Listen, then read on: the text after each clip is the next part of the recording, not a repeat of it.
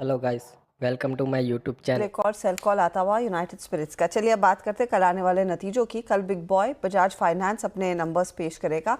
उसके साथ ही फिर हमारे रेडार पर रहने वाला है केमिकल में एसआरएफ और मिड कैप आईटी में परसिस्टेंट कोफोर्ज जैसे स्टॉक्स। वैसे वायदा की 8 कंपनियां अपने नतीजे पेश करने वाली, तो लिस्ट लंबी है।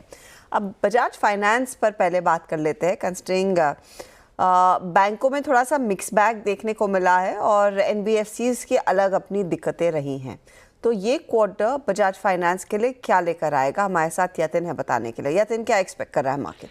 तो देखिए, बजाज फाइनेंस एक कंसिस्टेंट नंबर रहेगा। अगर हम कंसोल बेसिस पे बात करें तो नेट इंटरेस्ट इनकम में लगभग 23% का इजाफा आप देखेंगे। ये सीएनबीसी आवास का पोल है और लगभग 8,878 करोड़, यानी लगभग 8,500-9,000 करोड़ रुपए के बीच में नेट इंटरेस्ट इनकम का अनुमान है।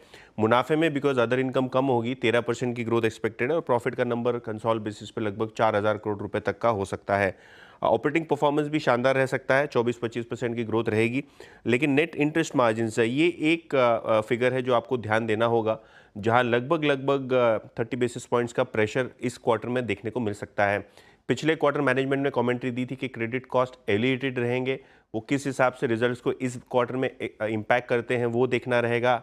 आगे की कमेंट्री क्या है क्रेडिट कॉस्ट को लेके, वो काफ़ी अहम रहने वाली है। तो H2 का गाइडेंस और ओवरऑल जो क्रेडिट कॉस्ट है इसको अगर हम देखें तो कैसे रहेगा ये देखने की ज़रूरत है। AUM ग्रोथ लगभग 30% की रहेगी, 7% क्वार्टर ऑन क्वार्टर बेसिस की ग्रोथ आपको यहाँ देखने को मिलेगी। और ओवरऑल अगर हम बात करें तो क्रेडिट कॉस्ट लगभग 5 बेसिस पॉइंट्स इस क्वार्टर थोड़े बहुत घटने की उम्मीद है कंसोल बेसिस पे।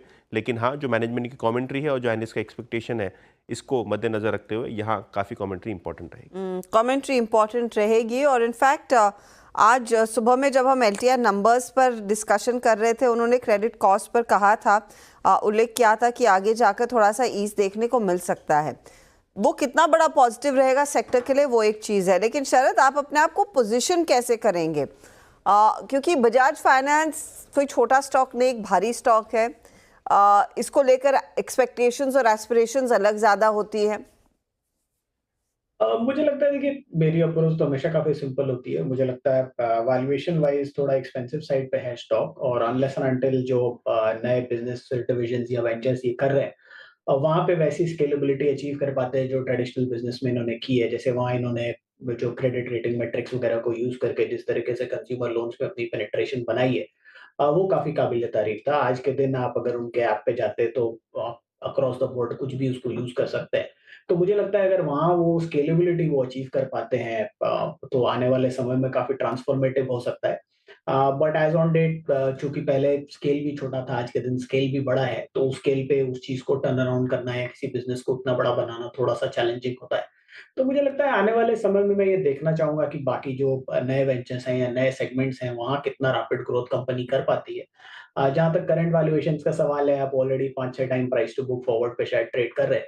तो वहाँ पे बहुत ज़्यादा अपसाइड खोज पाना शायद थोड़ा-सा मुश्किल होगा, अनलेस एंड अनटिल कोई नंबर आपको बहुत ज़्यादा पॉजिटिवली सरप्राइज़ करता है या मैनेजमेंट कमेंट्री में उससे रिलेटेड कोई बहुत बड़ी लीवे आती है, जिसकी उम्मीद मुझे कम है। तो मुझे लगता है डिप्स को यूज़ करिए। अगले साल, डेढ़ साल में कभी भी आपको जब बेटर वैल्यूएशंस मिले या थोड़ा डिप मिले स्टॉक में कोई नेगेटिव न्यूज़ पे, तो मेरे हिसाब से वहाँ ग्रेजुअली एक्यूमुलेट करिए। स्टोरी काफ़ी कंपेलिंग है लॉन्ग टर्म में, but medium to short term में मेरे हिसाब से शायद वैल्यूएशंस फुल्ली वैल्यूड है। बहुत ज़्यादा अपसाइड खोजना थोड़ा मुश्किल होगा। इनफैक्ट चार्ट्स पर मैं देख रही थी, मानस देखिएगा आप भी, 7,750 के आसपास बार बार बिकवाली आ जाती है। और ये इस पूरे साल में 2-3 मरतबा ऐसे तो हुआ ही है।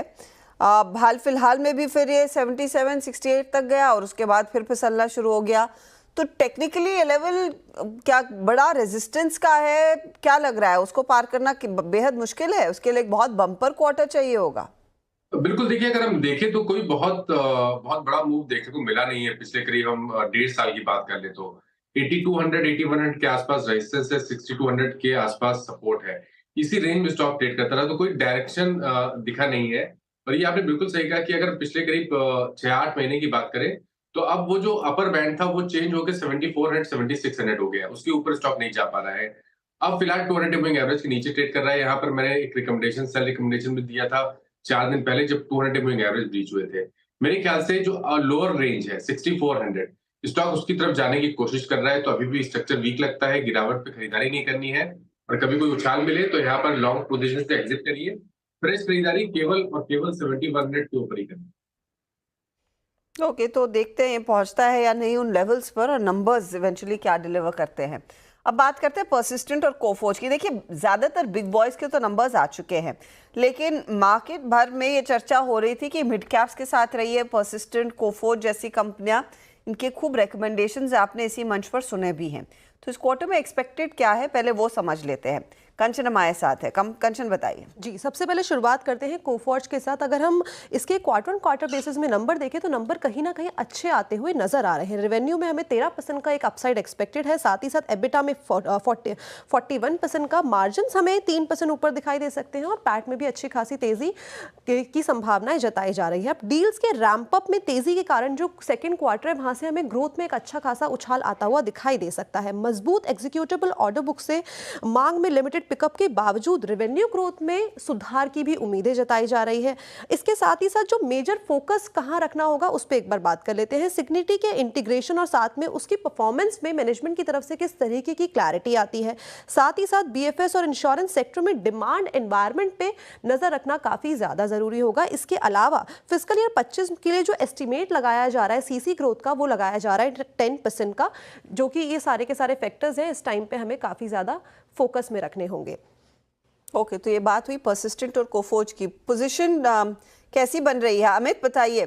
कोई ट्रेड लेना पसंद करेंगे आप प्री नंबर्स या नहीं? क्योंकि ये देखिए, कोफोर्ज आपके सामने 5% नीचे है, परसिस्टेंट भी एक बार स्क्रीन पर लेकर आएंगे, और चार्टिकली बताइए क्या स्थिति उभर कर आ रही है। जी मैम, कोफोर्ज का अगर हम स्ट्रक्चर देखें तो एग्जैक्टली अपने एक सपोर्ट पे आया 50 डेमा horizontal support. But having said that, जो आज का फॉल है वो थोड़ा सा अलार्मिंग है, वॉल्यूम्स ज्यादा है और 5% का इसमें कट है, तो एक बार अवॉइड करना ही बेहतर रहेगा रिजल्ट से पहले, क्योंकि अगर ये लेवल्स टूटते हैं तो बिकवाली बढ़ सकती है। तो एक बार रिजल्ट्स देख लें and then I think fresh call technically लेना बेटर रहेगा। फॉर द टाइम बिंग दोनों ही स्टॉक्स मेक और ब्रेक लेवल पे, ये टूटते हैं तो बिकवाली बढ़ सकती है। ये तो थोड़ी बहुत बिकवाली बढ़ने का डर है। कोफोर्ज कंचन ने आपके सामने पेश कर दिया, परसिस्टेंट भी बताइए। जी, अगर रेवेन्यू में यहाँ पे बात करी जाए तो 5% का अपसाइड एक्सपेक्टेड है, पैट में 2% का, एबिटा में भी 2% का। At the same time margins हमें यहाँ पे फ्लैट देखने को मिल सकते हैं इस क्वार्टर में। अब हेल्थ केयर में मोमेंटम जारी रहने की उम्मीद है, साथ ही जो बड़ी डील्स है उससे भी फायदा मिलता हुआ दिखाई दे सकता है। अभी वेज हाइक से जो मार्जिन को वेज हाइक के चलते जो मार्जिन है वो यहाँ पे इस टाइम पे हमें फ्लैट देखने को मिल सकते हैं। बीएफएसआई में डील मोमेंटम जारी रहने की भी उम्मीदें जताई जा रही है। साथ ही साथ हाईटेक में रिकवरी कमेंट्री किस तरीके की आती है, ये खासा फोकस में रखने वाली चीजें होंगी। ये इनफैक्ट परसिस्टेंट और कोफो। जब बात करते हैं एसआरएफ, और एसआरएफ के लिए पिछले हफ्ते तो वैसे भी एक झटका आ चुका था, ये क्वार्टर थोड़ा सा दर्दनाक रहेगा। अब नंबर्स में क्या पेंसिल इन किया जा रहा है, कितनी बुरी स्थिति हो सकती है? जी, मार्जिन्स यहाँ पे हमें कहीं ना कहीं नेगेटिव साइड पे जाते हुए दिखाई दे रहे हैं। सबसे पहले रेवेन्यू की बात करें तो 12% का अपसाइड एक्सपेक्टेड है, एबिटा में 4% का, पैट में 4% का, लेकिन मार्जिन्स करीबन 1 से 1.5% हमें गिरते हुए दिखाई दे सकते हैं। पैकेजिंग की इसके अलावा बात करी जाए वाई ऑन वाई बेसिस में तो यहाँ पे 25% का एक अपसाइड एक्सपेक्टेड है, केमिकल में 4% और टेक्निकल टेक्सटाइल में हमें 10% की ग्रोथ देखने को मिल सकती है। अब कहाँ पे नजर रहेगी उस पर एक बार बात कर लेते हैं। सबसे पहले स्पेशलिटी फ्लोरोकेमिकल प्लांट पे किस तरीके की डिमांड आती हुई दिखाई देगी, साथ ही साथ केमिकल में डिमांड रियलाइजेशन, टेक्निकल टेक्सटाइल में किस तरीके की मांग आती है, और साथ ही साथ पैकेजिंग कारोबार को लेकर मैनेजमेंट की किस तरीके की कमेंट्री आती है, ये की फोकस पॉइंट्स होंगे।